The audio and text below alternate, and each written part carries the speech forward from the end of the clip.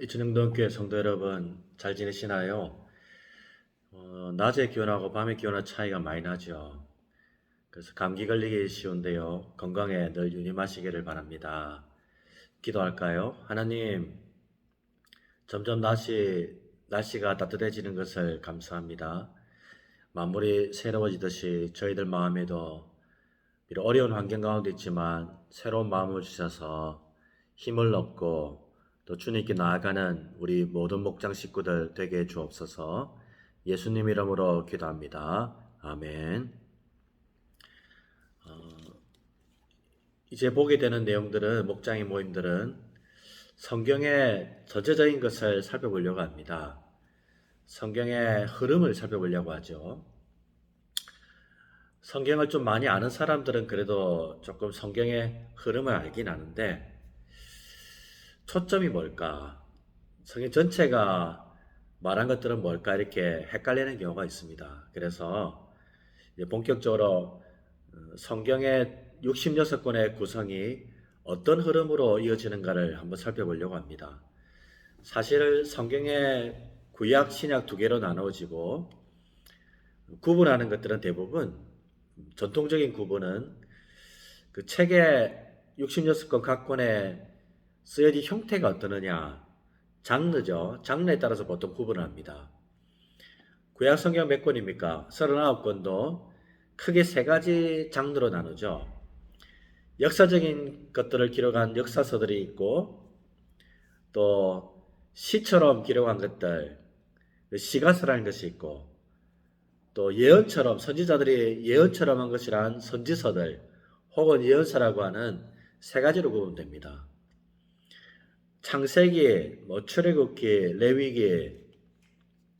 여러분 참고로 구약성경 맨 앞에 보면 구약성경 목록이 있죠. 목록을 한번 펼쳐보십시오. 그 중에서 창세기부터 에스더까지, 그죠? 한 17권은 이스라엘의 역사를 기록했다 해서 역사 기록 같은 역사서라고 합니다. 이렇게 한 뭉탱이가 있고, 그 다음에 욥기, 시편, 잠언, 전도서, 아가, 이 5권은 시나 그런 시가서라고 하고요. 혹은 하나님을 체험했다 해서 체험서라고도 합니다. 자, 그 다음에 나오는 것들은 전부 다 말라기까지 전부 다 뭡니까? 선지자들이 썼다 해가지고 선지서 17권, 175, 17 이렇게 우리 선지서로 하죠. 이사야부터 말라기까지 이렇게 세 개로 구분됩니다. 신약도 비슷합니다. 신약도 제일 처음에 나오는 27권 중에 마태, 마가, 누가, 유아, 사도행전은 예수님의 기록이고 또 교회의 기록이기 때문에 그것도 역사서라고 합니다. 그 다음에 5권 역사서고 로마서부터 요한계시록 바로 앞까지 요한 3서 그까지 다 뭐라고 하냐면 유다서까지 다 뭐라고 하냐면 또 선지자 그 사도들이 쓴 편지죠. 편지. 그 서신서라고 하죠. 서신서 21권. 마지막에 미래에 대한 예언이라서 예언서 요한계시록. 그리고 구약도 세 종류별로, 신약도 세 종류별로 이 형태별로 혹은 장르별로 구분을 합니다. 근데 그거는 형태별로 구분이고 전체적인 흐름을 좀 알기는 어렵습니다. 그래서 오늘부터 우리가 하려는 내용들은 사실은 수요 예배 때 제가 하는 내용들을 목장 모임 때 좀 더 이렇게 나누어서 한 번 더 복습하는 개념으로 우리 목장 모임 때 한번 돌아보려고 합니다. 지난 수요 예배 때 뭘 나눴냐면 성경의 창세기부터 요한계시록까지 전체적인 흐름을 이야기하는데 구분을 무슨 역사서, 선지서 이런 장르별로 구분하지 않고 관계별로 하나님과 하나님의 백성인 우리 사이에 관계로 해서 성경을 구분해서 한 11가지 정도로 창세기부터 말라기까지 11가지 정도로 구분해서 앞으로 볼 것이다 해서 우리 살펴보았습니다. 하나님과 하나님의 백성인 우리 사이에 관계별로 한 성경 66권을 11개 정도로 나누어서 첫 번째는 뭐냐면 백성과 언약을 세우시는 하나님. 그게 성경 어디 부분이냐면 창세기. 창세기 내용은 사실은 말은 창세기, 세상을 창조하는 이야기지만 세상을 창조하는 이야기는 창세기 1장부터 50장 사이에 겨우 1장, 2장, 2장밖에 안 나옵니다. 나머지는 사실 뭐냐면 하나님께서 타락한 인간과 타락했음에도 불구하고 하나님이 구원하시겠다고 하는, 우리 하나님의 백성으로 만들어가겠다고 하는 약속을 하는 장면이 나옵니다. 창세기에. 그리고 그 약속이 이루어지는 내용을 나옵니다. 첫 번째 성경을 구분하는 내용은요, 백성과 혹은 사람과 언약을 세우시는 하나님. 성경 어느 부분이냐면 창세기. 그래서 하나님께서 창세기를 보시면 인간이 하나님이 지었음에도 불구하고 인간이 타락하는 내용이 나옵니다. 그럼에도 하나님께서 인간을 구원하려고 한 사람을 택하시죠. 누굽니까? 아브라함. 그리고 아브라함 이후에 하나님이 한 민족과 나라를 만드십니다. 이스라엘이라는 나라. 그래서 언약을 세우십니다. 아브라함을 통해서 타락한 모든 인간이 결국에는 복을 받게 하겠다. 약속이죠. 구원하겠다.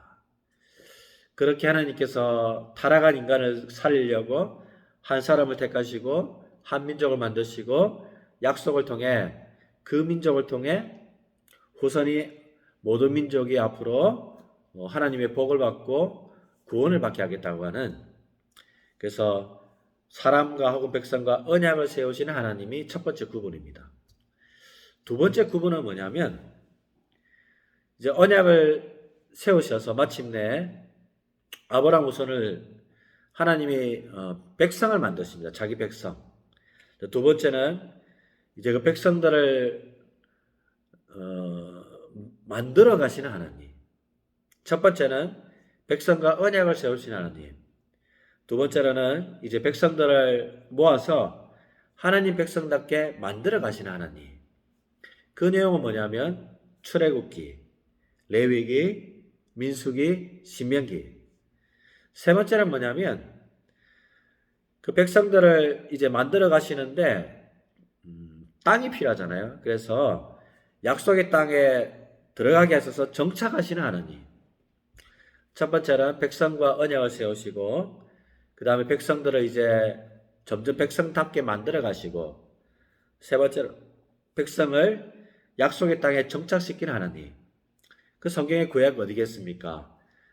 여호수아하고 사사기. 그는 하나님의 약속의 땅을 점령하게 하시죠. 근데 정착을 시켰더니만 참 인간이 사악해서 다시 엉망으로 삽니다. 하나님께서 백성들을 위해서 왕을 세우십니다. 그 네 번째, 백성을 위해 왕을 세우신 하나님. 구약이 어떤 내용이냐 하면 사사기 다음에 나오는 사무엘상하, 열왕기상하, 역대상하. 하나님께서 왕을 자꾸 세워주십니다. 근데 왕을 세웠지만 그 왕이 하나님을 잘 못 섬길 경우가 많죠. 그래서 이스라엘 나라가 쪼개지고, 그러니까 하나님께서 이스라엘 백성들에게 다시 하나님께로 돌아오게 하시려고 선지자들을 자꾸 보냅니다. 그래서 백성에게 다섯 번째, 백성에게 호소하시는 하나님. 그게 이사야부터 나오는 선지서들 이야기 있죠. 선지서 이야기도 백성에게 호소하시는 하나님. 호소했음에도 불구하고 결국 이스라엘 나라는 하나님을 떠나고 망하게 됩니다. 그렇지만 포로로 잡혀갔지만 하나님이 다시 백성들을 모으셔서 하나님 잘 섬기게 하는 성과 성전을 다시 세우게 하십니다. 그래서 여섯 번째, 백성에게 새 성, 새 성전을 약속하시는 하나님. 그게 어떤 내용들이냐면 에스라, 느헤미야, 학개, 스가랴. 요 내용들은 에스라하고 느헤미야는 사실은 역사서에 속하고 학개, 스가랴 선지서에 속하지만 에스라, 느헤미야, 학개, 스가랴 전부 다 성과 성전을 다시 건축하는 이야기 나옵니다. 이렇게 6번째, 백성에게 새 성전을 약속하신 하나님. 그리고 7번째는 구약의 역사적 흐름보다는 마치 부록처럼 하나님을 찾는 사람들의 모습, 하나님을 간절히 찾는 사람들의 모습, 그래서 하나님을 찾는 지혜자들 모습이 어떤 것인가를 보여주는 욥기, 잠언, 전도서, 시편, 아가서 같은 하나님을 찾는 사람들의 모습을 보여주는 것들이 나옵니다. 이렇게 한 구약을 7가지로 나누고, 첫째, 백성과 언약을 세우신 하나님, 백성으로 만들어 가신 하나님, 백성을 약속의 땅에 정착시킨 하나님, 백성을 위해 왕을 세우신 하나님, 백성에게 호소하신 하나님, 백성에게 새 성전을 약속하신 하나님, 하나님을 찾는 지혜자. 이렇게 해도 안 되니까 이제 신약에 넘어와서 하나님이 어떻게 합니까? 결국 자신과 같은 아들을 보내십니다. 그래서 신약의 8번째인데요. 자기 백성에게 아들을 보내신 하나님. 신약에 어느 성경에 있습니까? 사복음서죠. 마태, 마가, 누가, 요한. 자기 백성에게 아들을 보내신 하나님. 이 아들을 보내셔서 다시 과거에는 이스라엘 백성만을 중심으로 했지만 이제는 원래는 이스라엘 백성을 통해서 온 민족이 하나님께 돌아오기를 했는데 부약이 실패했습니다. 마침내 하나님께서 직접 아들을 보내셔서 아들을 보내셨고, 두 번째 아들을 통해서 온 백성을 모으십니다. 사도행전에 나오죠. 사도행전하면 교회가 예수님이 돌아가시고 성령이 오셔서 복음이 전파됩니다. 그래서 온 백성을, 자기 백성들을 9번째 모으신 하나님. 그 다음에 10번째 다시 모은 다음에 자기 백성으로 다시 만드시는 하나님. 아까 살펴본 구약 중에 첫 번째가 백성과 언약을 세우시고, 두 번째가 뭐냐면 백성으로 만들어 가시는 하나님이랬는데, 신약시대에도 온 백성을 모으신 하나님께서 10번째 자기 백성으로 다시 만들어 가십니다. 그 내용이 뭐냐면 신약의 서신서들입니다. 21분이죠. 베드로전서, 고린도전서, 빌립보서, 에베소서, 그 다 편지들이 뭐냐면 교회로 백성들을 교회로 모아서 하나님의 백성답게 만들어 가시는 장면들입니다. 그래서 너희들 이제 예수님을 통해 하나님 백성 되었으니까 이렇게 살아라라고 서신서들이 계속 이야기를 합니다. 그리고 마지막 11번째, 이제 다 이루는 거죠. 요한계시록을 통해서 모든 역사의 비밀을 이제 다 보여주시고 완성하시는, 역사를 완성하시는 하나님, 그 요한계시록입니다. 이렇게 성경의 흐름들을 11가지로 뭘 기준으로 썼냐면 하나님과 백성된 우리 사이, 하나님과 우리 사이 관계를 중심으로 창세기부터 요한계시록까지 나눠볼 수 있습니다. 그래서 하나님께서 우리 약속을 하셨고 또 우리를 부르시고 하나님의 백성답게 만들어 가시는구나. 구약에서는 그게 잘 안 됐죠. 그래서 신약에 마침내 예수님을 통해 다시 우리를 부르시고 백성답게 만들어 가시고 또 모든 것을 다시 완성하시는 하나님과 우리의 관계를 중심으로 성경의 흐름들을 살펴보려고 합니다. 오늘 전체적으로 봤는데요. 앞으로 하나씩 하나씩 살펴보므로 하나님 우리에게 어떤 약속을 하셨고 또 우리를 어떻게 부르시고 어떻게 우리를 정말 만들어 가시는가, 그 모든 과정을 같이 살펴볼 수 있는 은혜가 있기를 바랍니다. 하나님 우리를 약속하셨고 부르셨고 지금 이 자리에 있습니다. 우리 같은 자를 부르셨죠. 그 은혜 생각하면서 하나님이 나를 어떻게 만들어 가실까 성경을 통해 배워가는 저와 여러분 되시기를 바라겠습니다. 기도하겠습니다.